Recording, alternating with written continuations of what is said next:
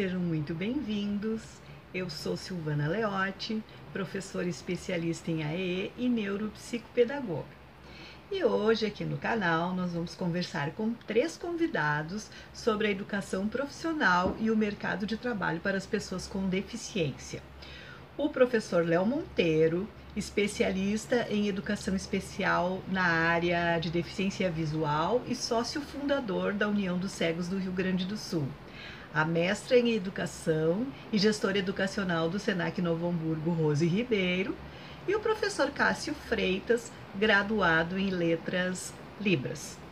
Pensando nos desafios da educação, efetivamente, não é, nesse contexto das pessoas com deficiência, os nossos convidados trarão contribuições de vivências acerca do tema. Assistam e deixem os seus comentários. Olá pessoal, tudo bem? Espero que estejam todos bem. Eu, em primeiro lugar, gostaria de agradecer a professora Silvana pelo convite para participar aqui nesse canal, que eu sei que é muito importante e muitas pessoas que trabalham na área de educação vão estar vendo e ouvindo essa live que eu estou fazendo aqui para a professora Silvana. E o meu assunto é a pessoa com deficiência visual, né? Como é que nós vamos colocar essa pessoa com deficiência visual no mercado de trabalho? É muito complicado, né? Os órgãos que fazem a preparação para o trabalho querem inserir pessoas com deficiência visual, mas ficam muitas vezes se perguntando como é que a gente vai fazer, como é que a gente vai abordar essa pessoa para incluí-la no mercado de trabalho, o que ela quer aprender, né? O que ela pode aprender, enfim, né? São vários questionamentos que normalmente as pessoas fazem e que muitas vezes não tem oportunidade de ouvir uma pessoa que não enxerga, né, que vivencia isso, falar sobre essas questões. Pois bem, eu quero começar falando um pouco antes, né? Eu quero dizer para vocês que eu tenho uma experiência que achei muito boa e que hoje os alunos, infelizmente, quase não têm. Os alunos que querem concluir as séries iniciais, sei lá, o ensino médio fundamental ou fazer uma faculdade, que eles não estão passando mais por isso, que foi uma escola especial, né? Eu frequentei uma escola especial na qual se aprendia o sistema Braille, né? Os alunos cegos e com baixa visão aprendiam o sistema Braille, que é uma leitura tátil, né? O Braille é composto de 6 pontos, né? Que se pode tatear, e esses 6 pontos se pode fazer 63 combinações, né? E dessas combinações a gente pode fazer todos o que tu quiser. Os códigos matemáticos, química, física, hoje a informática, enfim. É um mundo, né? O Braille é uma janela, uma coisa muito importante, né? Que a gente pode contar, uma ferramenta. Inclusive se pode dizer que a ferramenta acessível, né? É o mais antigo que se tem, né? É o Braille, né? O Braille é uma tecnologia assistiva muito antiga, tem mais de 200 anos. Mas assim, quando se aprende escrevendo e lendo em Braille, a gente tem um conhecimento muito mais concreto, muito mais próximo, né? Pode escrever o que pensa, pode aprender como se compõem as palavras, né? A memória tátil é tão boa quanto a memória visual. Quando vocês não sabem escrever alguma coisa, não se lembram como é que escreve, pega papel e caneta, vai lá e escreve a palavra e pronto, ela vem, né? Vocês visualizam e ela aparece. Isso é a memória visual, né? Nós temos a memória auditiva, que é boa, mas temos a memória tátil. A gente aprende a escrever o Braille, como é que se escreve as palavras, e quando se tem dúvida, pega ali o punção e a reglete, que são o material escrevente para pessoa com deficiência visual, mais rudimentar, que hoje tem a Perkins Braille, que é uma máquina como se fosse da datilografia Braille, tem hoje já a impressora Braille também, né? Que escreve frente e verso, que é muito mais rápida, mas falando assim nos primeiros conhecimentos, se tem então aquele material escrevente que eu falei. Se escreve a palavra e vem na memória tátil lá como é que se escreve aquela palavra. Se tu pular essas etapas, e hoje a informática, às vezes o pessoal confunde, pensa assim, olha, tem computador, hoje eu não preciso mais aprender Braille. Eu já tive alunos cuja mãe dizia assim, meu filho não precisa aprender essa coisa de cego aí, o Braille, tem o computador, né? Mas aí o que acontece?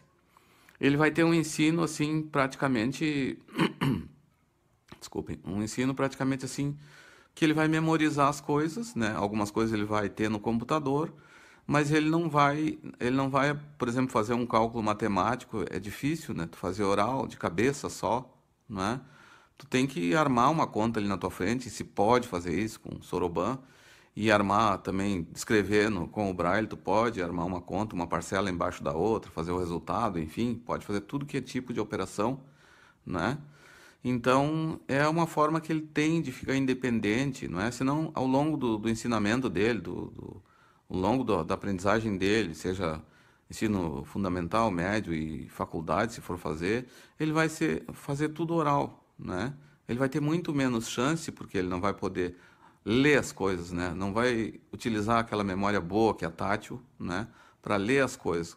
Ele mesmo lê o material, os conteúdos, e ele mesmo escrever. Isso faz diferença, faz muita diferença. Então, eu acho que hoje, embora se tenha muito mais recurso e muito mais acessibilidade, as pessoas perdem porque não passaram, porque queimaram algumas etapas que na vida são muito importantes e vão fazer muita falta. Então, para a pessoa ser preparada para o trabalho, ela tem que ter condições de anotar, de escrever e de ler, não é? Para poder mostrar que ela teoricamente sabe, que acumulou aquele conhecimento, né? Para depois partir para a prática. Mas assim, pessoal, eu não tenho aqui o bolo pronto, a receita pronta para dar para vocês. Olha, tais e tais profissões são importantes, vocês podem preparar que é tranquilo, que os caras vão aprender e vão sair trabalhando, né? Eu posso citar aqui inúmeras profissões que hoje uma pessoa com deficiência visual, com acessibilidade, né, tendo acessibilidade, ela pode exercer com autonomia, com ganho para a empresa que contrata e com ganho para a pessoa com deficiência que executa, porque não tem coisa melhor do que tu poder fazer alguma coisa que vai estar sendo bom para o teu empregador e para ti, porque tu vai estar te sentindo útil, né? Porque vocês sabem o quanto as pessoas com deficiência são discriminadas, sofrem preconceito, né? E elas sempre, quando chegam em algum lugar, as pessoas olham e dizem, isso ele não pode fazer, aquilo ele não pode fazer. E já vão decidindo até onde a pessoa com deficiência pode ir.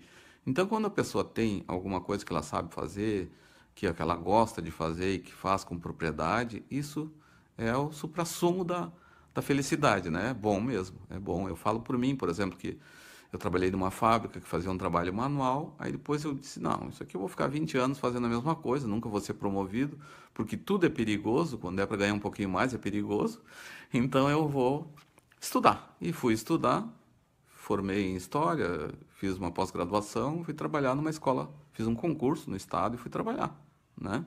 Aí cheguei lá, quando viram que eu era cego, eu disse, puxa, e agora? Como é que eu vou dar uma turma para o cara? Né? O que ele vai fazer com os alunos? Mas eu disse, bom, me dá a turma e eu resolvo. Me deram os primeiros anos de ensino médio, né? Porque eu fiz história, naquela época a gente, licenciatura plena, né? Para trabalhar com os alunos já mais para frente, porque eu não queria trabalhar com alfabetização, que, ou com professor do ensino assim infantil, que daí o cara vai ter que desenhar, vai ter que colar pedaço de revista, enfim, fazer uma série de coisas que são visuais, né? E isso eu tinha aquela conhecimento assim e tranquilidade que eu não podia fazer. Mas a gente só adquire isso, esse conhecimento, se tu tiver essa capacidade de escrever, de ler livros, de entender, de ter discernimento daí, através da aprendizagem para saber o que é bom para ti e olhar, vamos dizer, a gente usa muita palavra olhar, vocês não se preocupem que é normal. Olhar de frente para a vida e dizer, olha, isso eu posso, isso eu não posso, isso é mais difícil, isso é mais fácil, ou isso eu consigo, aquilo ali eu não consigo, mas talvez com um pouco de esforço eu consiga, né?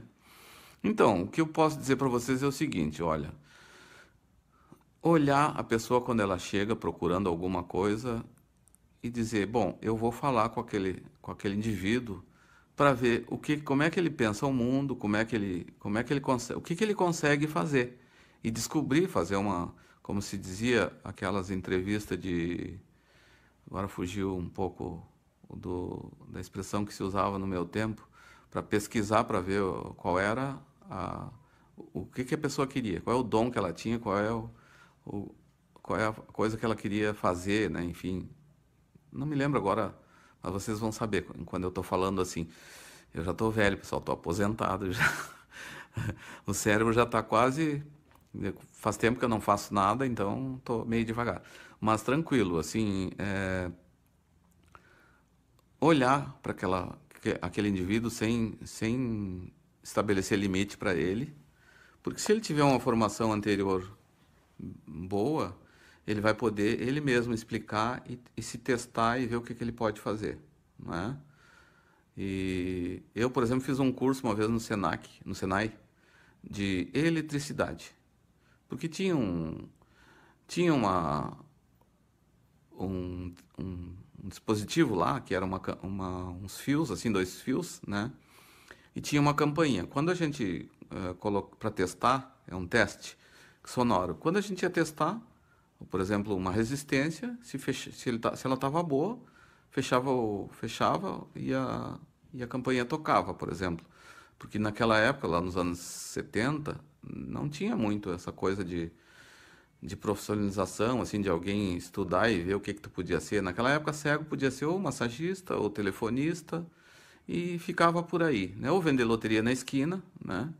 Que era o mais fácil, não precisava estudar, não precisava nada, só precisava ter um pouco de cara de pau, discernimento para isso. Mas eu não tinha, né? Eu queria fazer alguma outra coisa. Então, fiz tudo que foi experiência. Fiz um curso de telegrafia, naquela época se usava muito a telegrafia, hoje não se usa mais, né? Depois veio o telex, enfim, não se usou mais. Mas eu fiz tudo porque eu não sabia que podia ser, o que eu podia fazer na vida.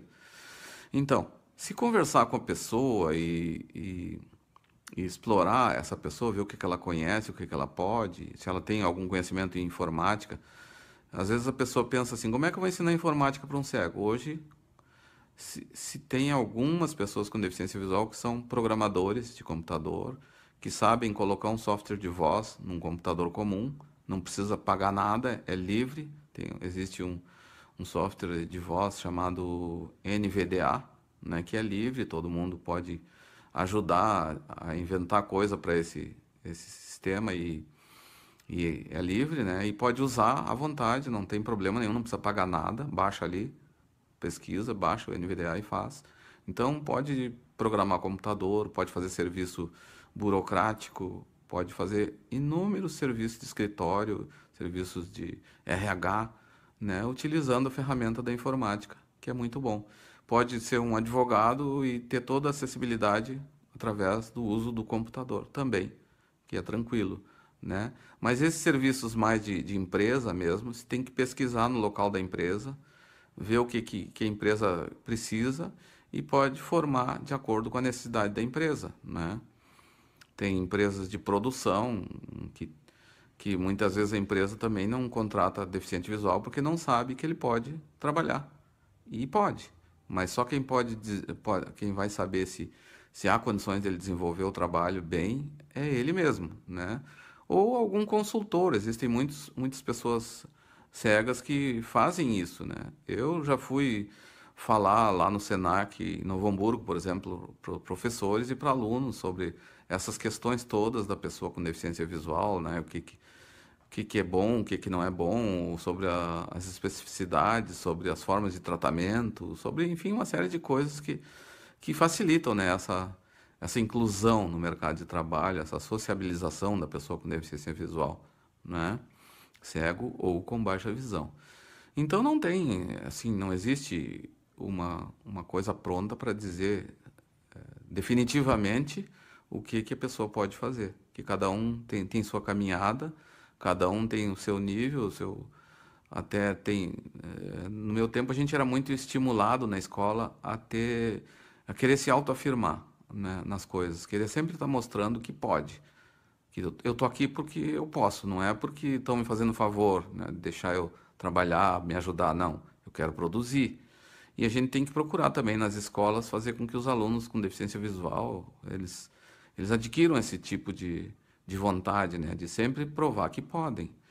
Porque todo esse arcabouço legal que a gente conquistou com muita luta, né, no nosso país, as cotas, e, enfim, a reserva de vaga em concurso e uma série de coisas, isso, infelizmente, a gente está perdendo ou está sendo prejudicado, porque existem outras leis que acabam tirando aquilo que a gente conquistou.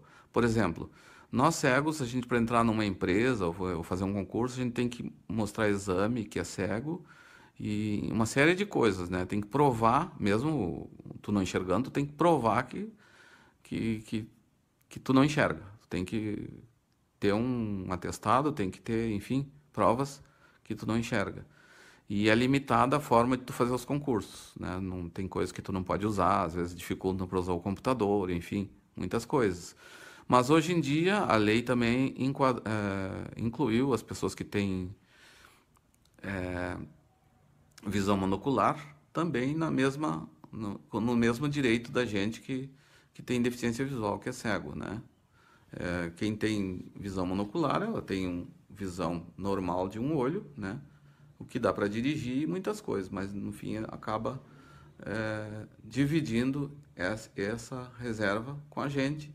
O que, claro, que como eu falo sempre, o empregador ele quer uma pessoa cega que enxergue, um surdo que ouça e verbalize, e um cadeirante que também ande. Então, se chegar uma pessoa cega e uma pessoa com visão monocular, ele vai contratar a pessoa com visão monocular, porque ele pensa que uma pessoa cega, ele vai gastar muito dinheiro para colocar a tecnologia assistiva a serviço daquela pessoa, à disposição daquela pessoa cega, e com uma pessoa de visão monocular ele não precisa nada disso, então ele acaba contratando aquele que tem visão monocular.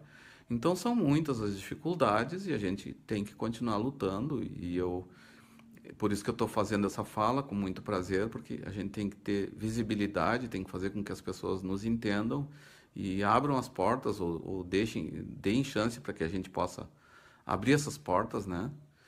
E é uma forma que eu tenho de devolver para a sociedade aquilo que eu consegui ao longo dos anos, com dificuldade, ou seja, estudar e ter uma formação, e, enfim, isso acho que é a melhor forma de devolver isso para a sociedade, é tentando ajudar os meus colegas cegos que estão vindo por aí com todas as dificuldades e com todas as dificuldades, essa coisa da lei, né, que está sendo cada vez diminuído mais o espaço que a gente já tinha conquistado. Enfim, vamos torcer para que melhore e fico à disposição, né, professora Silvana, se tiver algum questionamento, se as pessoas quiserem que eu responda, que participe de alguma forma, porque falar assim como eu estou falando, às vezes a gente esquece de algumas coisas, fala demais noutras, enfim, viaja um pouco, mas eu fico à disposição para o que for necessário, tá bom? Deixo aí um abraço para todo mundo fique bem e que a minha fala tenha sido legal, sirva para vocês de alguma forma, tá bom? Tchau, tchau.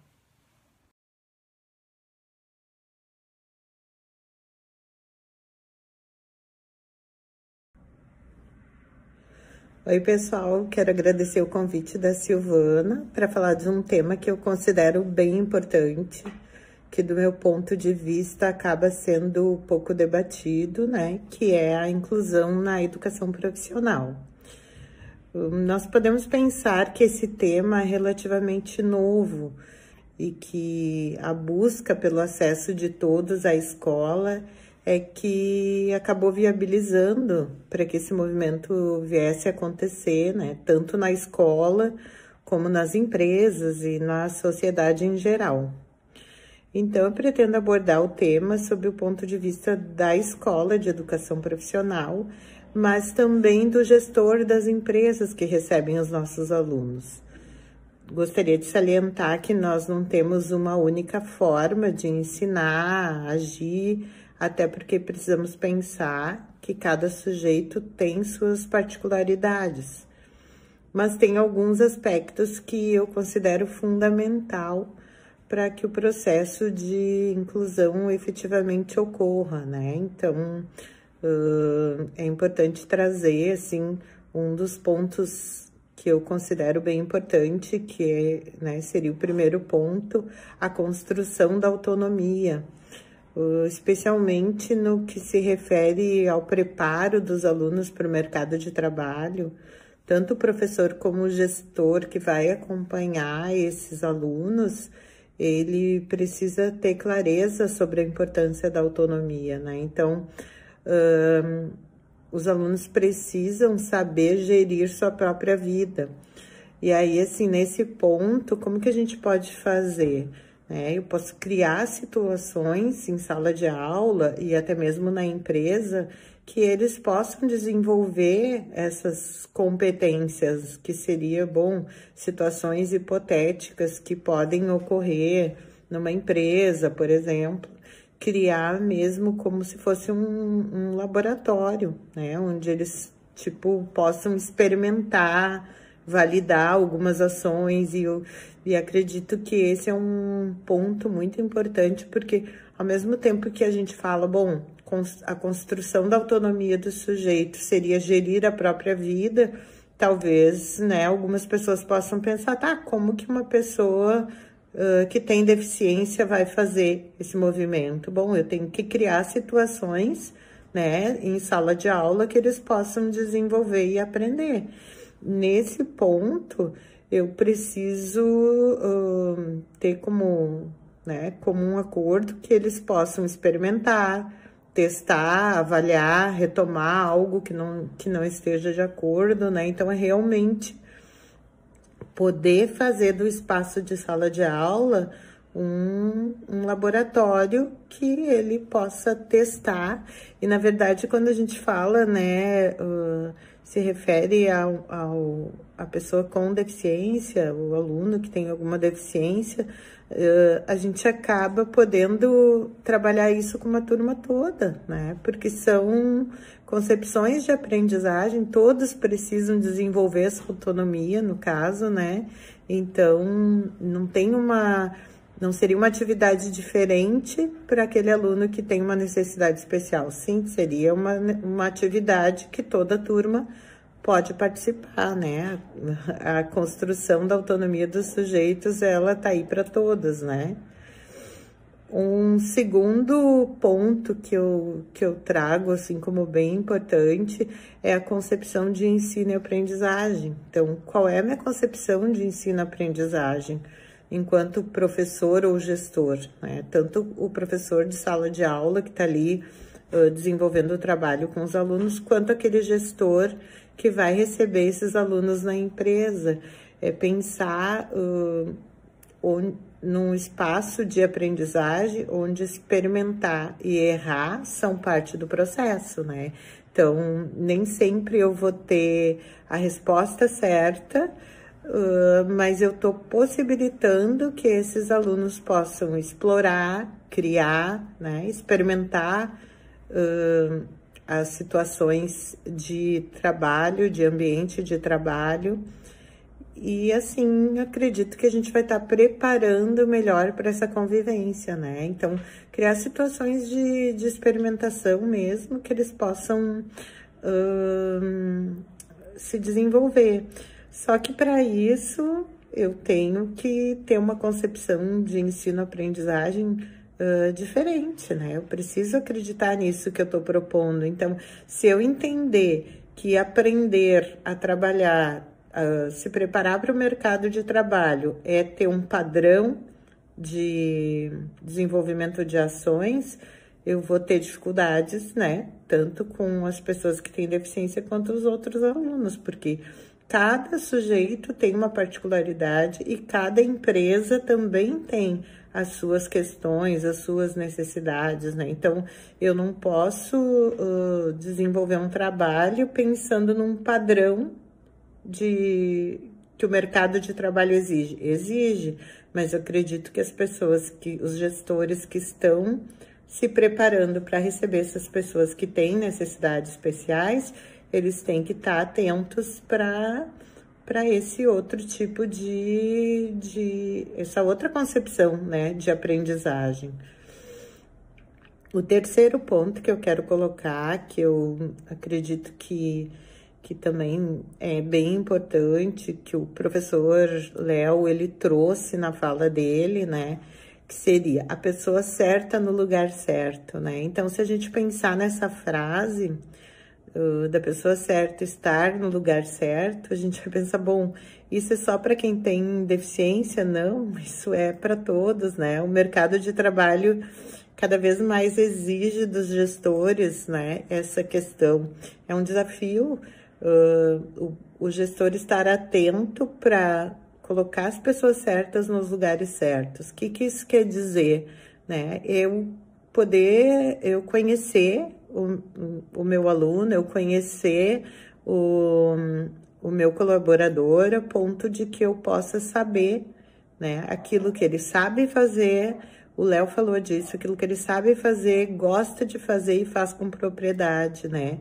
E ele chegou a citar algo que eu achei bem impactante, que seria não estabelecer limite para o indivíduo, né? Então, o que ele nos traz para pensar, assim, que a gente não tem o poder de estabelecer limite para a pessoa com necessidades especiais, né? Eu pensar, bom, a pessoa que tem uma deficiência visual, ela não vai poder fazer determinada questão. Eu não tenho como afirmar, eu posso ouvir o que ela tem a dizer sobre aquilo, né? Como que ela se vê fazendo determinada atividade dentro de uma empresa ou até mesmo na escola. E aí, sim, o próprio aluno, a própria pessoa que tem a deficiência é que vai me dizer, né, o que ela pode ou não fazer. Então, o que a gente pode fazer? Desenvolver autoconhecimento, acho que é importante. Esses alunos, esses alunos que estudam na educação profissional, eles mais ainda têm que, né, saber se conhecer, quais são as suas potencialidades, quais são as suas dificuldades, para eles poderem definir o que eles podem fazer ou não, né?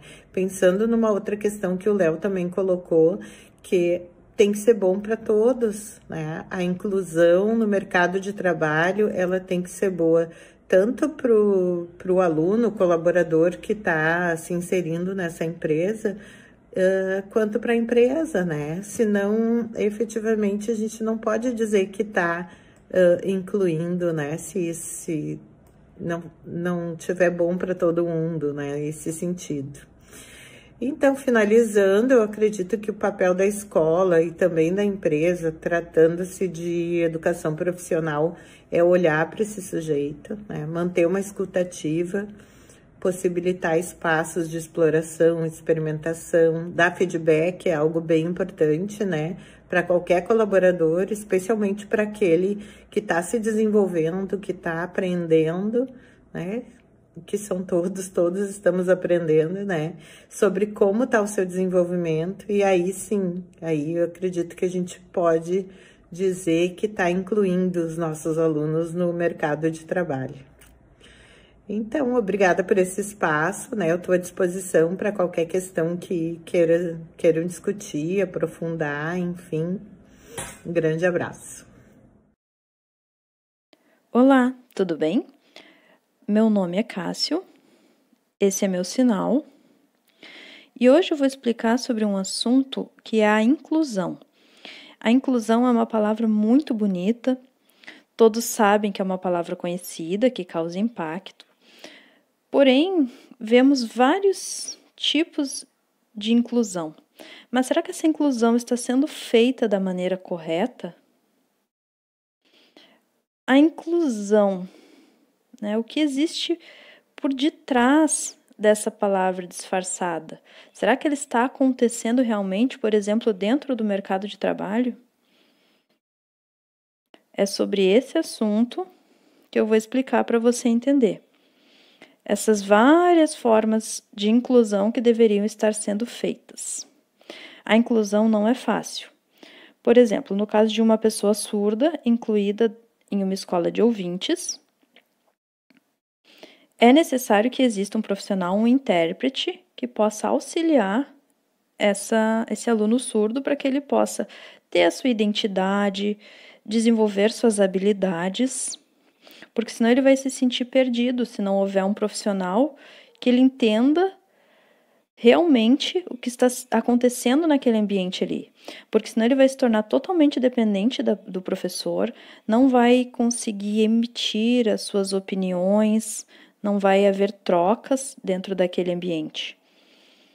Então, é importante que o professor faça planejamentos focados na pessoa surda que está inserida na classe, não apenas nos outros alunos ouvintes, para que assim a pessoa surda não tenha limitações. Uma experiência que eu tenho, fui convidado para visitar uma escola de inclusão que tinha um aluno surdo inserido em uma classe de ouvintes, e quando eu cheguei lá, eu fiquei bem preocupado com a situação. Existia um aluno de 13 anos na 6ª série, só que esse aluno ainda não sabia ler, nem soletrar as palavras, ele apenas conhecia algumas letras quando eram apresentadas para ele. Mas eu fiquei pensando como esse aluno chegou ao 6º ano se ele ainda não sabia ler. Será que teve descaso por parte da escola? Muitas vezes o aluno surdo, ele estuda em uma escola próxima da casa dele e vai passando de ano, sem realmente haver aprendizagens significativas.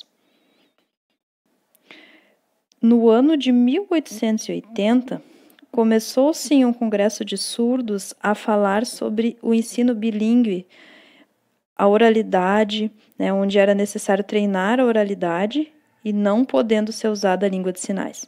Só que isso não combina com a pessoa surda, Então foi-se vendo outros caminhos, para poder haver essa comunicação com os surdos, e chegamos ao processo de inclusão. Mas essa inclusão não é feita da maneira correta, como ela deve ser.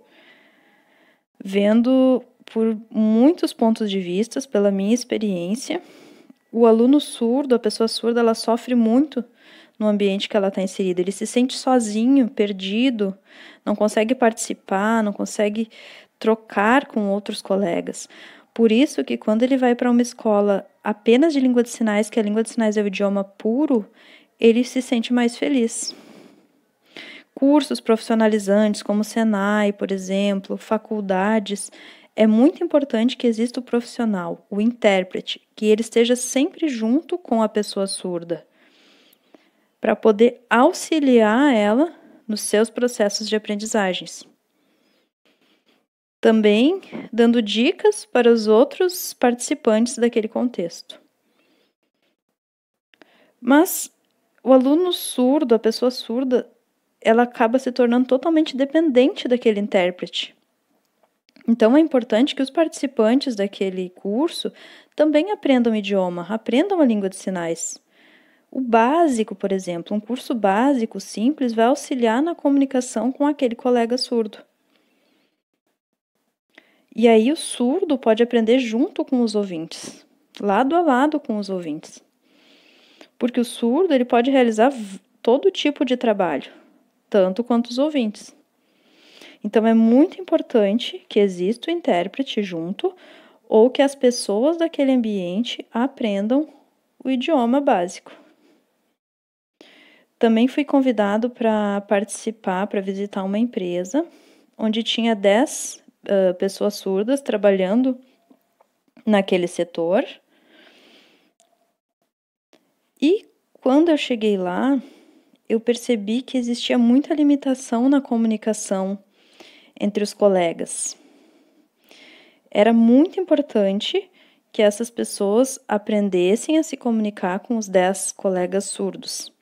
Quando elas começaram a aprender o básico dos sinais, tudo ficou muito mais fácil. Elas viram como é importante a língua de sinais. Não precisa aprender profundamente o idioma, mas uma comunicação básica já vai auxiliar. Por exemplo, senta junto com os colegas surdos, façam trocas pelo corredor, descubram o significado de alguns sinais, porque vocês vão conseguir trabalhar juntos sem haver limitações na comunicação. Eu acredito que o surdo tem muita capacidade, mas precisa haver a comunicação. Não é necessário sempre ter um intérprete junto e tendo que pagar por esse serviço se as pessoas daquele ambiente se esforçarem a aprender o idioma. Numa empresa, é importante que algumas pessoas do setor, não precisa ser todos, mas um lojista, por exemplo, o RH pode escolher pessoas daquele setor para aprender o idioma, porque eles vão ser multiplicadores, outras pessoas vão saber que eles estão aprendendo, vão querer aprender também, e isso vai facilitar a comunicação com o surdo. Não precisa aprender o idioma para ter dinheiro, para ganhar dinheiro, mas o que é mais importante, o que é valioso, respeito pelo surdo. Congressos de surdo, onde são discutidas as questões da inclusão de verdade, são muito importantes para que essa inclusão aconteça de verdade, da maneira correta. Bem, pessoal, eu acredito que o bate-papo foi riquíssimo. Nos deixou inúmeras reflexões muito importantes, né, em relação à inclusão das pessoas com deficiência, tanto no mercado de trabalho quanto na educação profissional. Nós queremos agradecer imensamente aos nossos convidados, né, que trouxeram com muita gentileza as suas contribuições e aceitaram participar do bate-papo no nosso canal. Muito obrigado a todos e a todas que têm nos acompanhado nessa caminhada e nos apoie se inscrevendo no canal, compartilhando os nossos vídeos, curtindo para que mais pessoas então possam ser contempladas com essas informações e reflexões. Muito obrigado e fiquem bem!